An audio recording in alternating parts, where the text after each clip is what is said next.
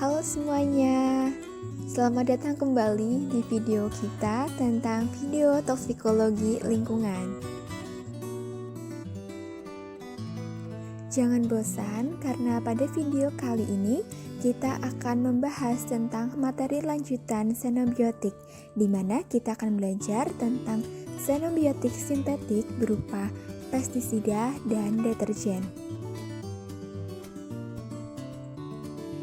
Saya sampaikan kepada teman-teman semuanya untuk dapat menyimak video ini dari awal hingga akhir, sehingga kita dapat meraih hal-hal bermanfaat untuk dikaji lebih dalam kembali.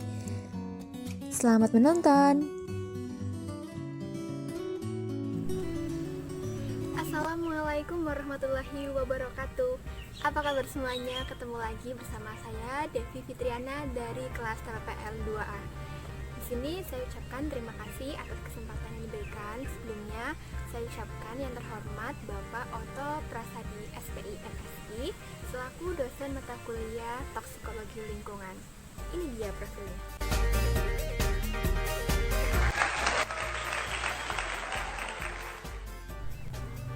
Untuk yang kedua, saya ucapkan teman-teman tetap stay di rumah saja sebagai cara kita untuk memerangi pandemi COVID-19.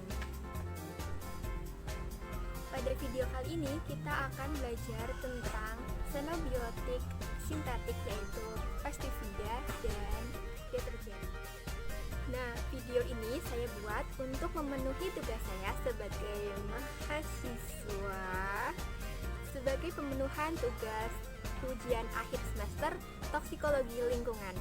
Oke, untuk belajar lebih lanjut kita akan mempelajari dari yang pertama, yaitu pestisida. Teman-teman pasti sudah mengetahui bahwa pertanian merupakan aset agroindustri yang sangat berpengaruh terhadap kesejahteraan manusia. Bagaimana tidak, hasil pertanian merupakan bahan pokok sebagai penyokong kebutuhan primer agar manusia tetap bisa melaksanakan aktivitasnya. Namun, tahukah kalian bahwa dalam pertanian, perkebunan, dan semacamnya juga terkandung bahan kimia? Dari mana asalnya? Bahan kimia yang mengkontaminasi tanaman itu berasal dari pestisida. Untuk itu, pada kesempatan ini kita akan mempelajari tentang apa itu pestisida, jenis pestisida, dan bagaimana efeknya terhadap lingkungan serta kesehatan masyarakat. Mari kita tingkatkan ilmu dengan mempelajarinya. Stay tune ya semuanya. Yang pertama adalah pestisida. Apa itu pestisida? Pestisida adalah senyawa kimia atau zat renik yang digunakan untuk membunuh organisme pengganggu tanaman dan pengendali zat lainnya. Pestisida masuk ke dalam tubuh organisme dapat melalui permukaan tubuh, saluran pencernaan, dan respirasi. Hal tersebut karena sifat umum pestisida yang persisten baik dalam lingkungan darat dan perairan yang mampu menempel pada substrat. Dalam jaringan tumbuhan atau hewan, pestisida akan menempel pada lemak. Penggolongan pestisida. Pestisida dibagi menjadi 3 golongan, yaitu yang pertama, menurut jasad sasaran, dibagi menjadi 10 jenis. Yang kedua, menurut asal dan sifat kimia, yaitu terdiri dari sintetik dan alami. Dan yang ketiga adalah menurut sifat racunnya, yang terdiri dari sistemik dan kontak. Yang pertama, kita akan mempelajari tentang penggolongan pestisida menurut jasad sasaran, di mana terbagi menjadi 10 jenis, yaitu yang pertama, herbisida atau pengendali herba, kedua, insektisida atau pengendali insekta, ketiga, fungisida atau pengendali fungus, keempat, rodentisida, pengendali racun hewan pengerat, yang kelima, nematisida, pengendali nematode atau cacing, yang keenam, akarisida atau pengendali akarina, yang ketujuh, bakterisida atau pengendali bakteri, 8, algasida atau pengendali alga, 9, moluskisida atau pengendali moluska, dan 10 adalah pisisida atau pengendali ikan. Dari 10 golongan ini kita akan membahas 3 golongan, yaitu herbisida, insektisida, dan fungisida. Yang pertama adalah herbisida. herbisida dibagi menjadi 4 jenis, yaitu ada glifosat. Glifosat yaitu herbisida yang bersifat sistemik sehingga tanaman gulma mati hingga akar-akarnya. Nah, contoh glifosat adalah Rambo 480AS dan Ranger 240AS. Yang kedua adalah paraquat. Paraquat yaitu herbisida yang bersifat kontak dengan sangat cepat untuk gulma purna tumbuh. Contohnya Noson 276AS dan Gramoxone. Yang ketiga ada metil metsulfuron, yaitu herbisida yang bersifat sistemik dan selektif untuk mengendalikan gulma pratumbuh dan awal purna tumbuh. Contohnya Billy 20 WP. Dan yang keempat adalah 2,4G, yaitu herbisida yang bersifat sistemik dan selektif untuk mengendalikan gulma purna tumbuh. Contohnya adalah Amandi 865AS.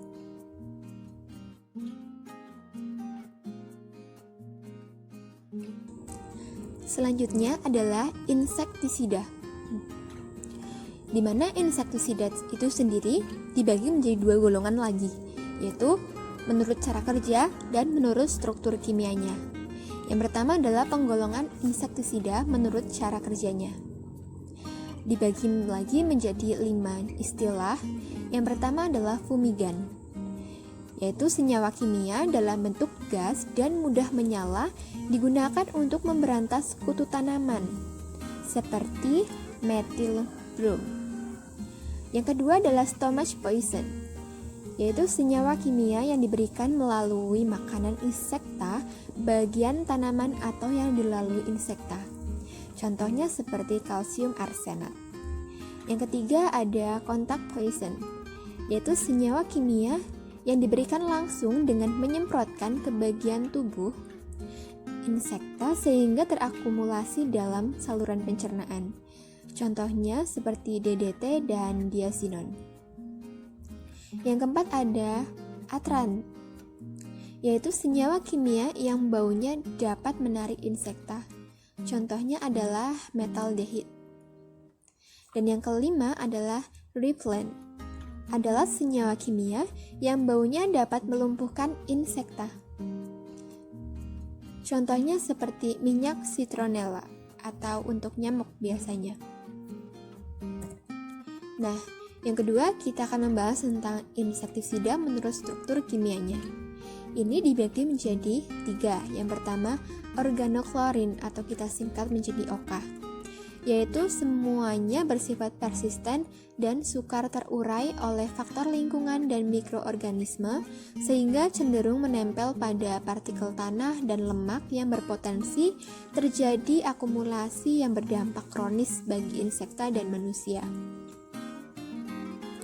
Yang kedua ada organofosfat atau OF, yaitu umumnya tidak bersifat persisten dan mudah terurai oleh faktor lingkungan dan mikroorganisme sehingga dampaknya toksik akut bagi insekta dan manusia. Dan yang terakhir adalah karbamat atau KB, yaitu umumnya tidak bersifat persisten dan mudah terurai oleh faktor lingkungan dan mikroorganisme sehingga berdampak toksik akut bagi insekta dan manusia. Nah, selanjutnya ada fungisida. Fungisida merupakan pestisida untuk membasmi jamur seperti kaptan, ketakel, mancozeb, menep, pentachlorophenol, chlorothanil, metiram, dan hexachlorobenzen. Nah, penggolongan pestisida yang kedua adalah penggolongan pestisida menurut asal dan sifat kimianya. Ini dibagi menjadi 2, yaitu sintetik dan alami, di mana pada sintetik dibagi menjadi 2 jenis, yaitu anorganik dengan istilah garam beracun, contohnya arsenat, fluorida, tembaga, sulfat, dan garam merkuri. Dan jenis sintetik yang kedua ada organik, dengan istilah ada macam-macamnya, yaitu organoklorin, contohnya DDT, BHC, kloroden, endrin, dan lain-lain, ada organofosfat, contohnya paration, malation, demofosfat, dan lain-lain. Ada karbamat, contohnya furadan, sevin, baygon, dan karbaril. Ada heterosiklik, contohnya kepon dan mirax. Ada dinitrofenol, contohnya dinix. Ada tiosianat, contohnya leten, dan lain-lain seperti metilbromida, sulfonat, sulfon, dan banyak lagi. Kemudian penggolongan pestisida menurut asal dan sifat kimianya yang kedua ada alami, seperti nikotinoida, petroida, rotenoida, camphor, terpentin, dan pyrethrum. Nah, pembagian pestisida yang ketiga yaitu ada penggolongan menurut sifat racunnya, di mana ini dibagi menjadi dua, yaitu yang pertama sistemik. Sistemik yaitu kemampuan pestisida untuk diserap melalui akar daun yang kemudian masuk ke dalam jaringan tanaman dan berkontak dengan hama sehingga terakumulasi dengan respon keracunan. Kemudian yang kedua adalah kontak, yaitu kemampuan pestisida untuk diserap langsung pada hama melalui kulit pada pemberian seperti insektisida atau terkena sisa setelah penyemprotan. Nah, selain pestisida bermanfaat untuk membasmi hama, penggunaan pestisida yang berlebihan juga dapat memberikan efek loh pada kesehatan manusia dan makhluk hidup lainnya. Ada beberapa kasus yang pernah terjadi akibat efek toksik dari pestisida. Yang pertama adalah hamil anggur pada istri petani di daerah Lembang. Kedua, ada 12 petani meninggal karena efek toksik pestisida di wilayah Klaten. Yang ketiga, ada 18 transmigran meninggal di Lampung akibat keracunan. Dan yang keempat, ada 25% dari 2.400 wanita yang melahirkan pada tahun 1959 sampai 1966 memiliki kadar DDT yang telah terurai pada darahnya lebih dari 5 kali dari kadar normal. Kemudian ada kematian ratusan ayam di sekitar lahan pertanian Puncak. Nah, efek buruk pada dampak penggunaan pestisida ini dapat diminimalisir dengan dilakukannya prosedur penggunaan pestisida menggunakan langkah aman. Nah, langkah aman ini berupa tahap sebelum penggunaan, tahap penakaran dan pencampuran, tahap penyemprotan, dan tahap setelah penggunaan. Yang pertama, sebelum penggunaan, maka petani terlebih dahulu harus memahami label pada setiap jenis pestisida yang akan digunakan, di mana pada label terdapat 3 warna pita label, yaitu merah dengan keterangan formulasi pestisida golongan kelas 1, yaitu sangat berbahaya, pita kuning, yaitu formulasi pestisida golongan kelas 2, yaitu berbahaya, dan biru, yaitu formulasi pestisida kelas 3 atau cukup berbahaya. Selanjutnya, selama menakar dan mencampur pestisida selalu memperhatikan petunjuk label. Buka kemasan dengan hati-hati dan segera tutup kembali serta menggunakan alat pelindung atau APD. Yang ketiga, selama penyemprotan harus dilakukan pada pagi hari dengan menyemprot berlawanan dengan arah angin. Dan yang keempat, setelah penyemprotan, maka sisa larutan atau air bilasan dibuang ke lubang tanah, kemudian sisa-sisa itu dicuci hingga bersih. Termasuk juga peralatan-peralatan seperti wadah dan pakaian yang telah digunakan oleh pengguna. Nah, akibat pestisida. Hasil penggunaan pestisida juga akan memicu adanya amonia atau NH3, di mana amonia merupakan senyawa nitrogen yang terbentuk dalam kondisi anaerobik dari hasil aktivitas pemupukan persawahan, perladangan, perkebunan, pemusukan hasil pertanian, peternakan, dan pemotongan hewan. Dan efek yang ditimbulkan terhadap kualitas lingkungan yaitu toksik bagi biota air, sedangkan dampak terhadap kesehatan masyarakat adalah menyebabkan iritasi kulit. Oke, Oke, jadi tadi itu adalah pembahasan tentang xenobiotik sintetik berupa pestisida. Nah, untuk penjelasan yang kedua, kita akan belajar tentang xenobiotik sintetik yaitu deterjen. Nah, penasaran kan apa sih deterjen itu dan bagaimana sih bahayanya bagi lingkungan? Yuk simak. Deterjen yaitu bahan pembersih karena bersifat emulgator atau pengemulsi, serta juga dapat menurunkan tegangan pada permukaan air. Hal itu karena deterjen ini memiliki gugus alkil yang umumnya C9 sampai C15 atau garam sulfonat dari Na, di mana struktur kimianya adalah gabungan dari golongan atom hidrofobik dan hidrofilik. Secara umum, bahan baku deterjen dibagi menjadi dua, yaitu petrochemical dan oleochemical, di mana petrochemical ini adalah deterjen sintetik dan oleochemical adalah deterjen nabati. Nah, deterjen sebagai zat pengemulsi merupakan zat terpenting di mana emulsi adalah dispersi atau suspensi satu cairan dalam cairan lain di mana kedua molekul cairan tersebut bersifat antagonis. Nah, emulsi itu sendiri dibagi menjadi 3 bagian utama, yaitu dispersi atau terdiri dari molekul lemak nonpolar, pendispersi atau terdiri dari molekul air polar, dan emulsifier atau untuk menjaga kestabilan emulsi. Daya kerja emulsi, zat pengemulsi adalah tergantung oleh bentuk molekulnya yang terikat baik pada minyak atau air. Jika zat pengemulsi lebih terikat dan larut dalam air, maka molekul minyak lebih mudah masuk ke dalam molekul air. Akibatnya terjadi dispersi minyak di dalam air. Namun sebaliknya, jika pengemulsi lebih terikat atau larut dalam minyak, maka molekul minyak lebih mudah masuk ke dalam molekul air.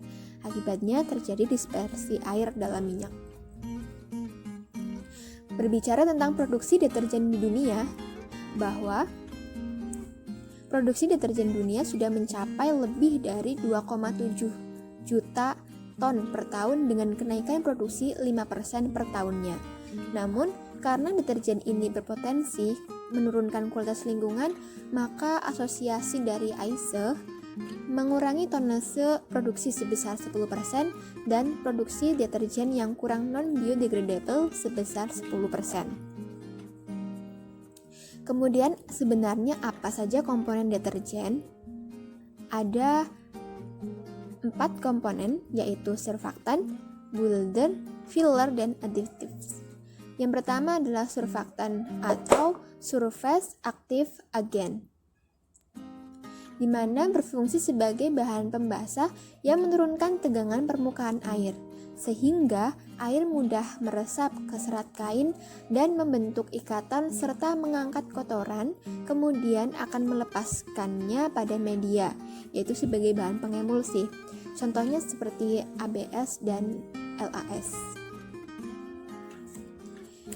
Yang kedua adalah builder atau bahan pembentuk, di mana bahan pembentuk ini berfungsi sebagai pengelat ion-ion Ca2+ dan Mg2+ di dalam air, khususnya di dalam air sadah, sehingga kerja surfaktan tidak terhambat yang meningkatkan daya cucinya. Contohnya ada STPP, NTA, ETA, asam sitrat, dan zeolit. Yang ketiga ada filler atau bahan pengisi, di mana filler ini berfungsi untuk menambah kuantitas produksi atau memadatkan. Contohnya adalah sodium sulfat.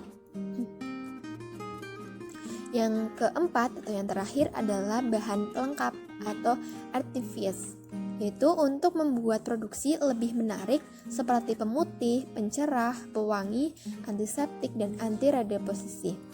Contohnya ada enzim, boraks, sodium klorid, dan CMC. Nah, sekarang kita masuk ke pembahasan tentang penggolongan deterjen. Jadi, penggolongan deterjen ada 4 golongan, yaitu yang pertama adalah deterjen anionik, yaitu deterjen yang bagian muatan negatifnya dapat menurunkan tegangan permukaan zat cair, serta diaplikasikan sebagai pencuci dan pengemulsi. Contohnya ada ABS, LAS, AOS, dan bahan kosmetik. Yang kedua adalah deterjen kationik, yaitu deterjen yang bagian muatan positifnya dapat menurunkan tegangan permukaan zat cair, serta biasanya diaplikasikan untuk softener, flotasi, dan bakterisida.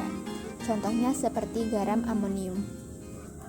Yang ketiga ada deterjen non-ionik, yaitu di mana deterjen yang mengandung muatan positif atau negatif dan tidak mudah larut di dalam air, serta diaplikasikan untuk pengemulsi pada suhu rendah. Contohnya adalah NPP. Dan yang terakhir, penggolongan deterjen adalah amfoterik, yaitu deterjen yang mengandung muatan positif atau negatif yang bisa kita katakan ini adalah ganda dan mudah larut di dalam air, serta biasanya diaplikasikan untuk sampo bayi dan kosmetik. Contohnya seperti asil etilene diamines. Nah, kemudian bagaimana aplikasi deterjen pada pemanfaatan sektor industri? Berikut adalah tabel yang kami sajikan, di mana ada jenis industri dan pemanfaatan dari deterjen. Yang pertama adalah industri minyak bumi, yaitu memanfaatkan deterjen untuk eksplorasi, memecah emulsi crude oil, dan mengatasi tumpahan minyak di lepas pantai.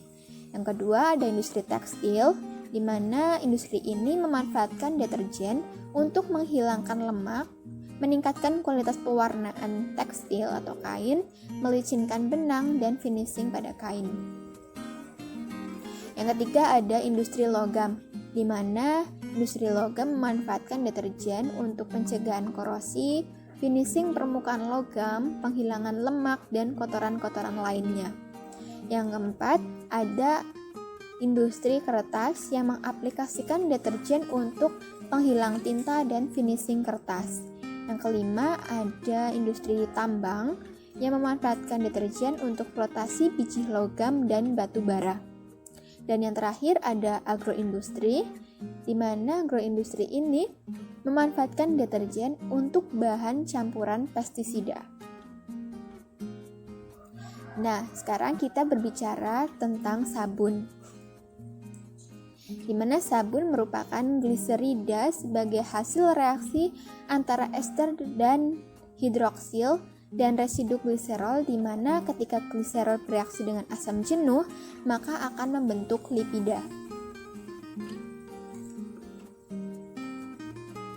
Proses pembentukan sabun. Sabun merupakan hasil hidrolisis lemak dalam kondisi yang alkalis, di mana prosesnya asam lemak stearat, palmitate atau oleat dipanaskan dengan garam alkali. Nah, kemudian dari hasil ini akan menghasilkan gliserol dan garam natrium atau kalium, maka akan terbentuk sabun. Nah, proses ini sering disebut dengan saponifikasi.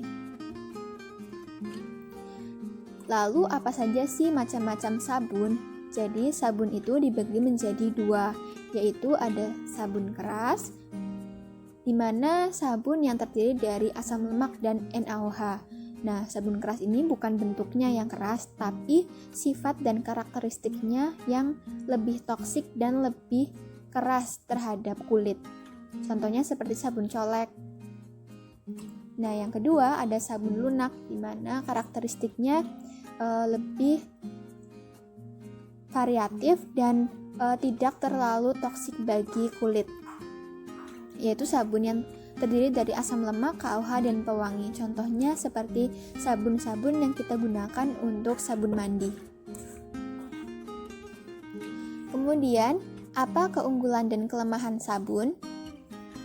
Jadi, keunggulan sabun adalah bahan pembuatnya berasal dari sumber daya alam yang dapat diperbaharui dan mudah didegradasi oleh bakteri. Namun, terlepas dari itu, sabun juga memiliki kelemahan, yaitu daya pembersihnya tidak efektif jika digunakan pada air sadah, karena sabun sukar membuih sebagai akibat terbentuknya senyawa garam yang mengendap serta mengotori pakaian. Selain sabun, ada bahan pembersih lainnya, yaitu hidrogen sulfida atau H2S, yaitu merupakan sulfur anorganik utama yang terdapat di perairan. Sulfat dalam keadaan aerob akan direduksi oleh bakteri heterotrof seperti Bacterium vulgar menjadi sulfit dalam bentuk hidrogen sulfid selama terjadinya dekomposisi bahan organik. Efek yang ditimbulkan untuk lingkungan perairan adalah menimbulkan korosivitas logam dan sanitasi buruk, menghasilkan bahan toksik, menurunkan pH air, serta dapat mengganggu organisme dalam air. Sedangkan efeknya terhadap kesehatan masyarakat adalah menimbulkan iritasi pada kulit.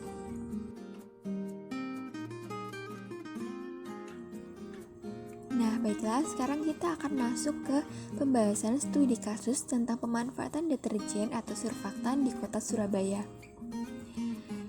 Penggunaan deterjen domestik per hari sebanyak 10 gram pada setiap orang. Nah, sedangkan pada kota Surabaya itu sendiri memiliki jumlah penduduk sebanyak 8 juta jiwa. Maka, limbah deterjen tiap harinya akan mencapai 8 ton pada lingkup domestiknya. Nah, belum lagi ditambah dengan penambahan limbah dari sektor industri. Maka limbah-limbah tersebut akan masuk ke perairan dan menyebabkan sebuah pencemaran air. Salah satu sungai yang tercemar deterjen adalah Kali Surabaya dengan memiliki kadar deterjen 0,24 sampai 0,37 ppm. Padahal, kali tersebut adalah sumber bahan baku air minum oleh PDAM Kodia Surabaya. Sehingga kadar deterjen pada produk PDAM sebesar 0,21 hingga 0,31 ppm, di mana angka tersebut berada di atas ambang batas yang disyaratkan, yaitu 0,05 ppm. Kasus ini akan menimbulkan ancaman bagi masyarakat. Dampak kesehatan masyarakat antara lain dapat menimbulkan diare, gangguan pada kulit, iritasi mata, mengubah sistem imun, kerusakan sistem syaraf, penyebab katarak, serta sifatnya karsinogenik. Kemudian, penyebab dari gangguan kesehatan masyarakat adalah karena adanya dampak negatif oleh deterjen terhadap lingkungan perairan, seperti deterjen akan menghalangi diskusi O2 akibat dari buih sehingga menimbulkan kondisi anaerob yang menyebabkan kadar BOD dan COD-nya meningkat. Hal itu akan menimbulkan kondisi anaerob yang menyebabkan kadarnya meningkat sehingga memicu kelimpahan populasi alga dan eceng gondok serta terjadinya pendangkalan pada sungai. Akibatnya, organisme dalam air akan mengalami disfungsi organ, pemusnahan bakteri berguna, serta penyumbatan pori filtrasi. Oleh karena itu, kualitas air dan tanah akan menurun. Kemudian dibutuhkan sebuah pengendalian untuk mengupayakan terjadinya minimalisasi dari efek toksik pada deterjen. Pengendalian itu dapat melalui treatment pemberian sinar ultraviolet yang cukup dan pengendapan limbah selama 3 minggu. Sedangkan pada industri PDAM diperlukan sebuah teknologi yang mampu mengolah limbah deterjen secara sempurna. Oke semuanya, itu tadi adalah penjelasan yang dapat saya paparkan dalam video kali ini. Nah, semoga video ini dapat membawakan nilai yang barokah dan membawa manfaat untuk kita semuanya. Apabila saya dalam membawakan video ini banyak sekali tutur kata yang salah, saya mohon maaf yang sebesar-besarnya. Wassalamualaikum warahmatullahi